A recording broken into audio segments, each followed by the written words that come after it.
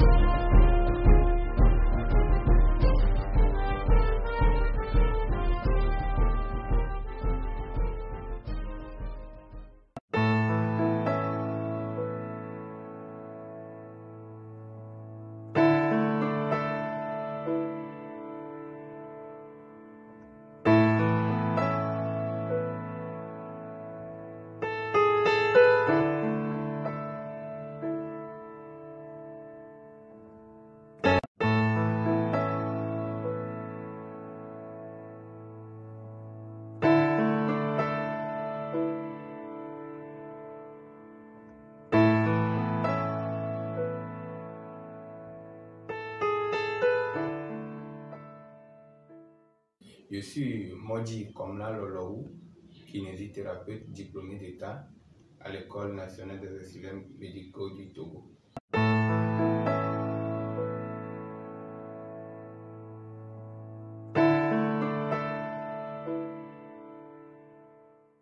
Comme je viens de le dire, je suis kinésithérapeute. Aujourd'hui, le 8 septembre, qui est la journée mondiale de la kinésithérapie, donc le monde entier célèbre aujourd'hui, et les kinés du monde entier célèbrent aujourd'hui cette journée. Et il y a eu des manifestations un peu partout dans les locaux de la kinésithérapie, au sein des structures et dans les régions d'Afrique, dans les autres pays comme le Togo. Et ce matin, moi aussi, j'ai accepté de me présenter et présenter la kinésithérapie à la population.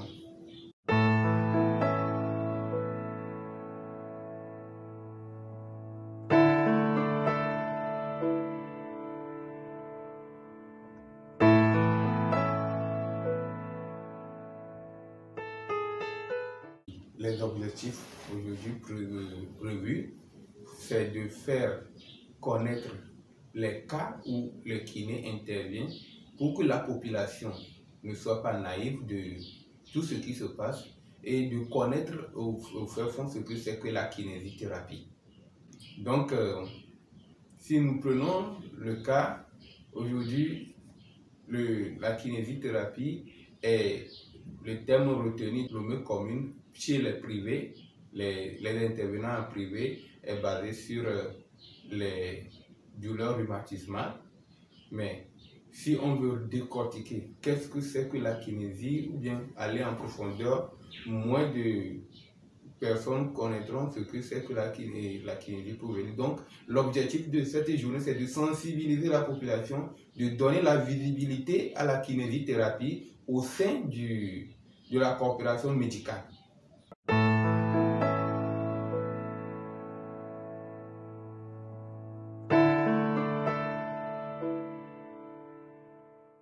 La kinésithérapie, c'est une discipline paramédicale qui utilise les méthodes actives, passives et les agents physiques. Quand je parle d'agents physiques, c'est l'utilisation des matériels techniques et physiques que nous retrouvons dans la nature ou bien qui sont préfabriqués pour les circonstances pour pouvoir soigner un patient. Je peux ajouter que le mot kiné même veut dire mouvement.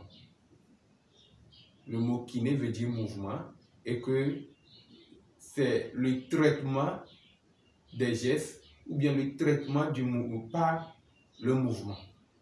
Si on veut définir la kinésithérapie de par son étymologie, c'est le traitement des gestes ou le traitement par le mouvement.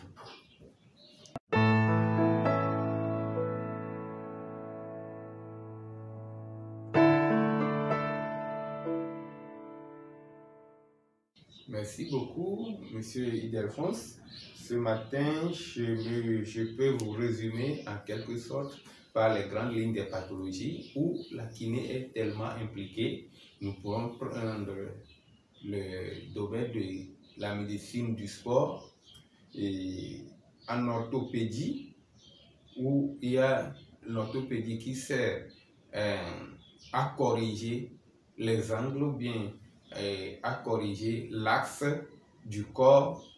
Le kiné intervient en rhumatologie, qui sont des douleurs non traumatiques, parce que ce n'est pas un accident qui a amené cette douleur. La personne dit il n'a pas eu d'accident, mais il y a eu des douleurs et non traumatiques et surtout articulaires.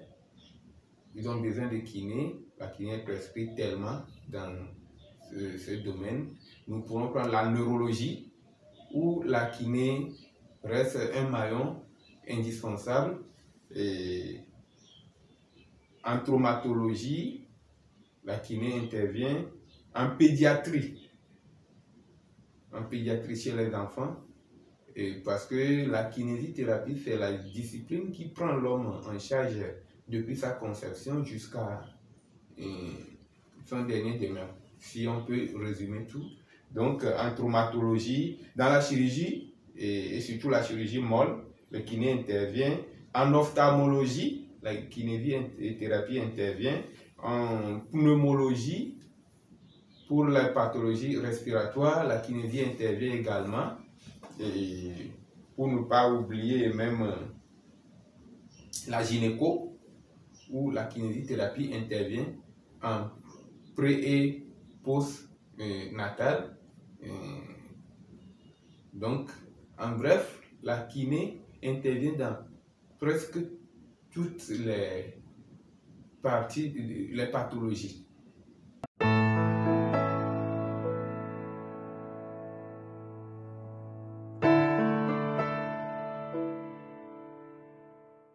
La kinésithérapie aide à réduire la spasticité, la tension musculaire, à renforcer les muscles qui sont faibles aussi, et à soulager la douleur. Parce que, en fait, la première cause des consultations kiné soulève plus de la douleur. Et la deuxième, on parlera de la paralysie. Mais la douleur, elle est l'élément essentiel qui amène les gens vers la kinésithérapie, ou bien qui nécessite la prescription de la kinésithérapie. Et également, la kinésithérapie traite aussi des divers stimulus et favorise la circulation. Pour le traitement de la circulation, sur la circulation sanguine, la kinésithérapie aide à améliorer la circulation sanguine et soigne les joueurs ou bien les athlètes, les sportifs pour des compétitions. En quelque sorte, c'est ce que je peux encore citer pour les bienfaits, pour ne pas parler de la marche, la récupération active chez les patients qui perdent beaucoup de leur mouvement, la récupération, pour ne pas l'oublier. Parce que c'est ça même l'essentiel quand nous rentrons dans les pathologies paralysantes où la récupération musculaire ou bien des fonctions sensorimotrices est très indispensable.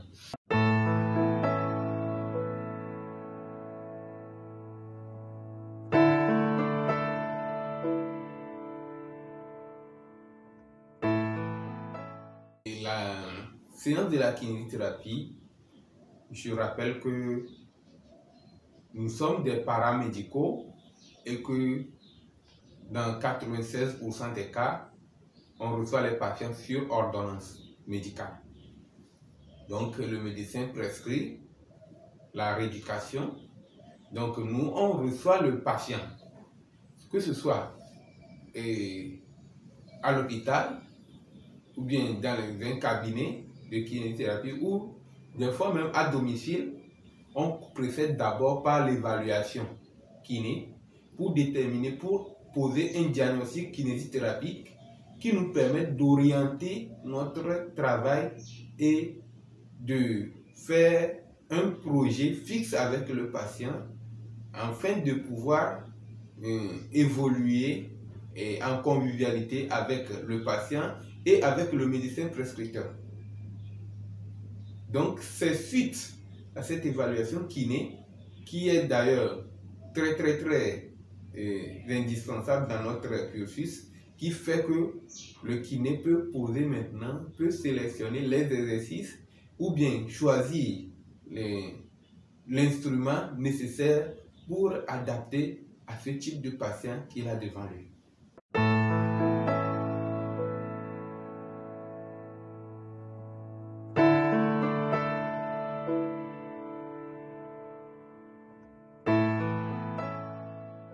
Je vous remercie pour cette question. Aujourd'hui, on fête la journée internationale de la kinésithérapie. Et je rappelle que nous avions une association nationale de kinésithérapie du Togo qui est résumée par le sigle AKITO. Avant, c'était AMKITO, qui est changé aujourd'hui à AKITO. Qu'est-ce que ça veut dire? AKITO, Association des kinésithérapeutes du Togo. Avant, c'était AMKITO, Association des masseurs kinésithérapeutes du Togo. Mais pour que, des fois, il y a toujours des conflits d'intérêts qui nous poussent, et puis il y a les masseurs, il y a les qui s'égalisent, qui disent qu'ils sont des kinés. Pour éviter tous ces problèmes, les kinés se sont réunis au congrès de 2017 et ils ont dit, mais si l'année qui suit, ils vont supprimer la lettre M qui stipule masseur pour enlever carrément, pour parler maintenant des kinésithérapies et de la physiothérapie au Togo. Cette association est là et qui régit disons presque la majorité des kinés qui fonctionnent au Togo et sont inscrits sur cette plateforme des kinés du Togo et qui est subdivisée aussi en sous-départements juste pour pouvoir travailler avec tout le monde. On a dû créer les sessions régionaux ces sessions régionales essaient maintenant de coordonner les activités du bureau national pour que tous les kinés du Togo soient toujours ensemble pour donner la visibilité et faire développer la kinésithérapie au Togo.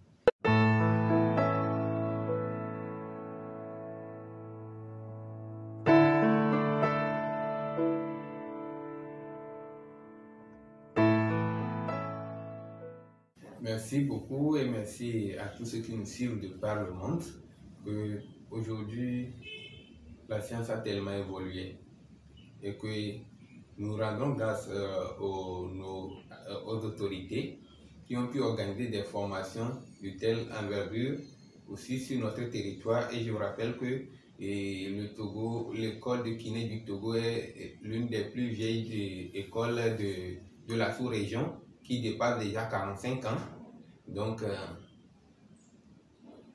il y a eu beaucoup de progrès. Mais la question qui me vient de stipuler un peu sur la neurologie et le sport, je vais prendre un à un. Je prends d'abord le cas de la neurologie. Effectivement, de par le passé, on n'a pas eu les pathologies neurologiques étaient un peu fines, mais aujourd'hui, c'est monté en créneau et que aujourd'hui tout le monde peut parler de la paralysie et chacun, même quand en discussion, dit mais mon ami, calme-toi pour éviter l'AVC. Au moins, la majorité des Togolais connaissent aujourd'hui le mot qui s'appelle AVC, même s'ils ne connaissent même pas exactement ce que c'est. On sait qu'il y a un mot qui existe en sigle de AVC. Donc, qu'est-ce que ça veut dire AVC? AVC, ça fait accident vasculaire cérébral. C'est l'une des causes principales dans les paralysies qu'on reçoit en neurologie. Bon, parlant du traitement kiné, effectivement, il y a le traitement classique qui est toujours en vigueur et nous essayons de prendre les patients, on essaie de faire le maximum en classique où on évalue quand même, on traite, mais au fil du temps, tel que on le dit souvent en jargon, quand le lièvre change de course, il faut changer aussi de massue. Donc aujourd'hui, l'AVC devient maintenant l'une des causes hémorragiques financièrement, et non la pathologie même, je le laisse à côté, mais ça fait dépenser, et que la plupart aujourd'hui sont devenus des invalides en kinésithérapie. Nous ne voulons pas encore enregistrer ces invalidités. C'est pour cela que l'État s'est battu pour nous former.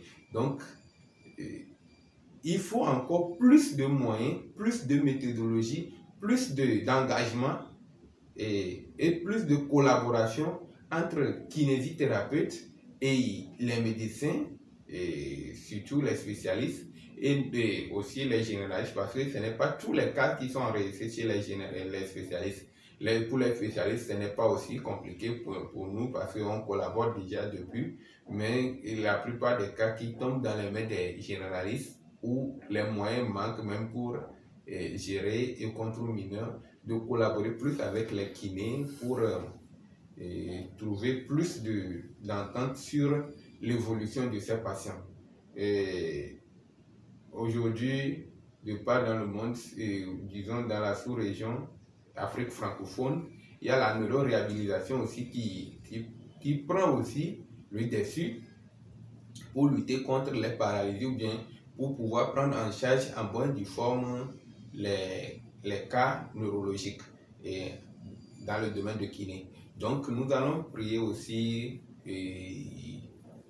nous prions et nous sollicitons aussi des aides pour pouvoir appuyer ces genres de formation ou bien accueillir ces genres de formation, ou bien et nous prions également aux instances dirigeantes s'ils peuvent créer une école plus de réadaptation en neurologie pour pouvoir faire face maintenant à ces fléaux qui commencent par gangréner la population. En plus de ça, nous ne disposons pas tellement de centres de réadaptation adéquats sur le territoire. Parce que si on peut citer des centres de réadaptation, Senao et les CRAO sont les noms sont un peu infimes pour contenir la population. Et je pense que j'ai dit l'essentiel dans le domaine de neuro. Maintenant, j'attaque le sport, où là-bas, comme on a cité la kinésithérapie, que c'est la médecine physique, et le sport c'est l'un des domaines de physique même qui s'apparente, mais en réalité, la suivi des joueurs, nous avions perdu beaucoup de talents aujourd'hui. Ce n'est pas parce que il n'y a pas eu de courage pour continuer, ce n'est pas parce que il n'y a pas eu de volonté, mais c'est parce que le suivi médical a manqué pour beaucoup de jeunes qui sont arrêtés dans leur course par quelques petites blessures mal gérées. Donc, je remercie également les centres sportifs qui essaient aujourd'hui d'améliorer ou bien d'essayer de professionnaliser notre sport, surtout si je prends le domaine de football, où on essaie de professionnaliser ce sport. Je prie à ce que les équipes aussi prennent des engagements vis-à-vis pour leur équipe médicale, pour le suivi de leurs joueurs. Aujourd'hui, peu d'équipes ont des kinés au sein de leur équipe sportive, parce que si on y va, peut-être c'est un infirmier qui est engagé juste pour gérer les petits bobos sur le terrain, mais ce qu'on appelle suivi technique et médical kiné n'existe pas au sein des différents clubs pour pouvoir faire face à l'évolution, aux dégradations de ces jeunes. Donc, Nous reviendrons, si le temps le permet, dans d'autres éditions pour éclairer évidemment sur certaines pathologies ou bien certains domaines pour pouvoir bien maîtriser, bien positionner et aider même la population et nos dirigeants à plus investir dans ces domaines.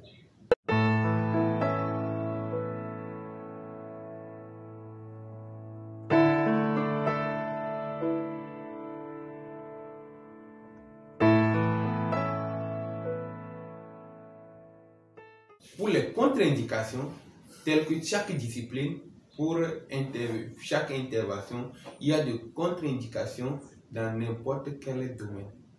Par exemple, il y a des domaines où vous n'avez pas le droit de bouger un patient au lit. Quelqu'un qui a déjà, qu'on a déjà testé, on sait que lui, il a un hématome, un carré de sang qui a bouché une veine quelque part. On ne peut pas aller faire la kinésithérapie active ou bien passive là-bas. Mais par contre, on peut aller faire posturer, ce qui veut dire mettre en position correcte, bien positionner ce patient dans son lit. C'est ce que je dis, posturation. On va posturer, on va mettre la personne dans la position idéale. Le kiné, c'est le rôle du kiné, il va venir le faire. Mais il y aura toujours des indications, les contre-indications. C'est ce que nous prions aux médecins toujours des fois. Ce sont ceux qui ont consulté le patient. Nous, on ne peut pas aller tomber sur ce patient pour traiter. Donc, c'est pourquoi pour toucher le patient, on passe toujours chez les médecins pour prendre les indications et les contre-indications. Pour ne pas, au lieu de soigner un patient, l'endommager encore.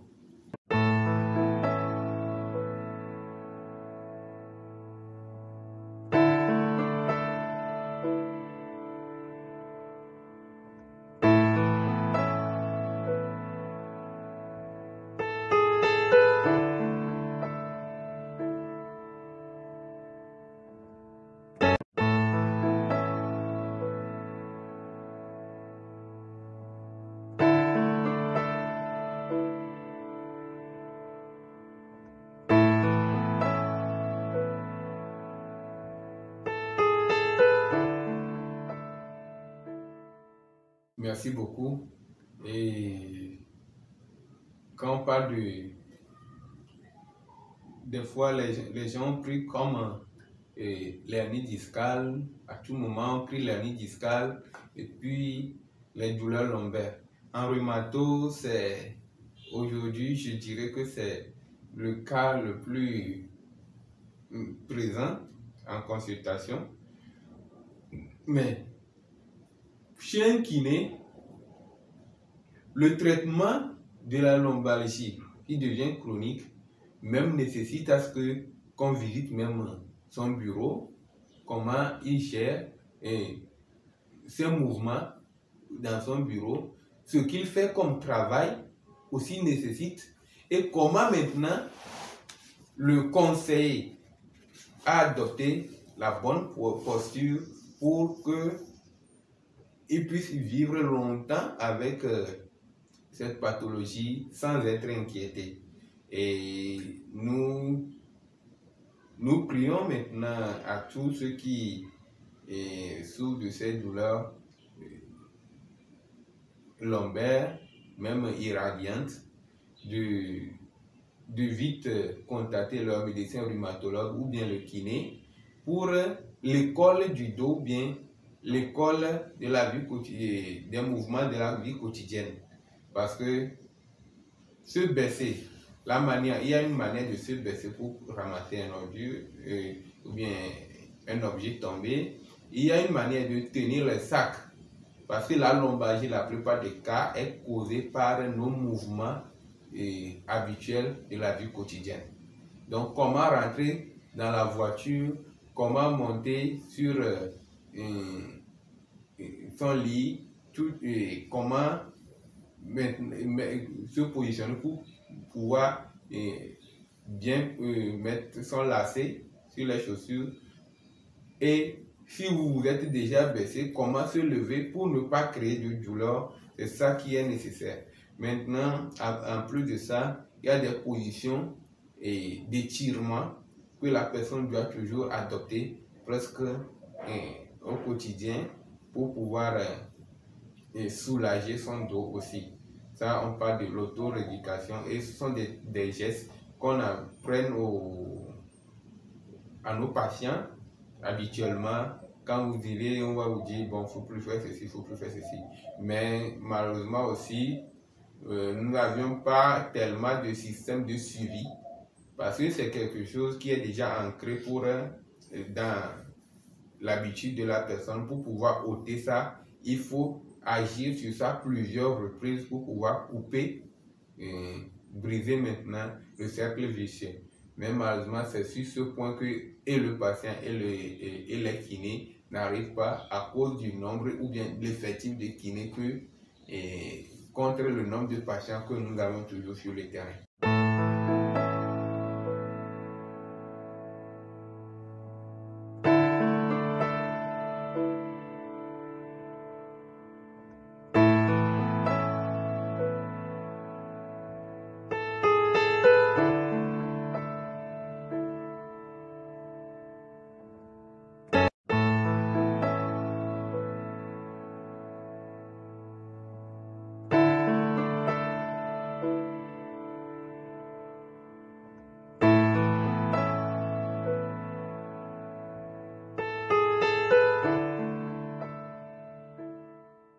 Je salue vivement tous les internautes et les téléspectateurs de Gazette du Togo qui nous suivent. Je les salue de près et de loin.